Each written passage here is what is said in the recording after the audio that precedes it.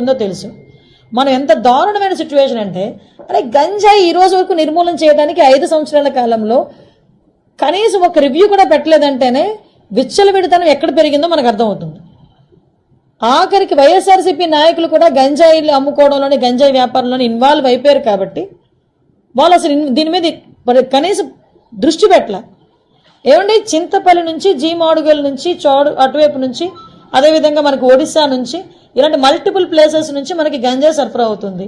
మనకి ఎన్ని చెక్ పోస్టులు ఉన్నాయండి అని డిపార్ట్మెంట్ వాళ్ళని అడిగితే 3 చెక్ పోస్టులు ఉన్నాయని చెప్పారు. 3 చెక్ పోస్టులు ఉన్నాయి. ఎందుకు రాదండి లోపలికి?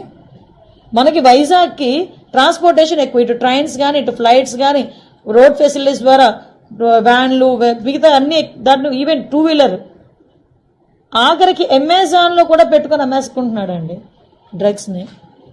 కర్రీ లీవ్స్ అని పేరు చెప్పుకొని అమ్మేసే పరిస్థితి కనిపిస్తూ ఉంది.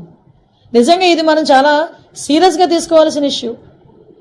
అంటే అంత క్రిటికల్ సిచ్యువేషన్లో ఈరోజు వైజాగ్ పరిస్థితి ఉంది.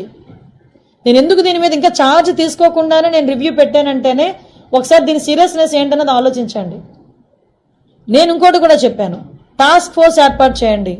ఈ రోజు నుంచే, టుడే ఆన్వర్డ్స్, ఆఫ్టర్ 8:39 గుంపులుగా పిల్లలు ఎవరైనా ఉన్నా, గంజాయిలు తీసుకుంటున్నట్టుగా రోడ్డు పక్కన ఉన్నా, చీకట్లో ఉన్నా, మీకు నచ్చిన పని చేయండి అని పోలీసుల వాళ్ళకి నేను క్లియర్ ఇన్స్ట్రక్షన్ ఇచ్చాను.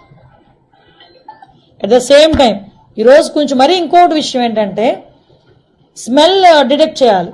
వీళ్ళు డిటెక్ట్ చేయాలి ఈ గంజా ఎక్కడుంది ట్రాన్స్పోర్టేషన్ టైంలో. స్మెల్ డిటెక్ట్ చేయడానికి రెండు ఉన్నాయి డాగ్ స్క్వాడ్. 2. అసలు నిజంగా ఈ రాష్ట్రాన్ని ఏమి చేసేద్దాం అనుకున్నారు ఈ 5 సంవత్సరాలు? నాకు అర్థం కాల. 2 డాగ్సా? కనీసం వాళ్ళకి ఇంకొకటి ఏంటంటే, పోలీసులు చెప్తా ఉంటే బాధ అనిపించింది, సీజ్ చేసిన వెహికల్స్ని వేర్ హౌస్ అనేది కూడా లేదు ఈ రోజు వరకు.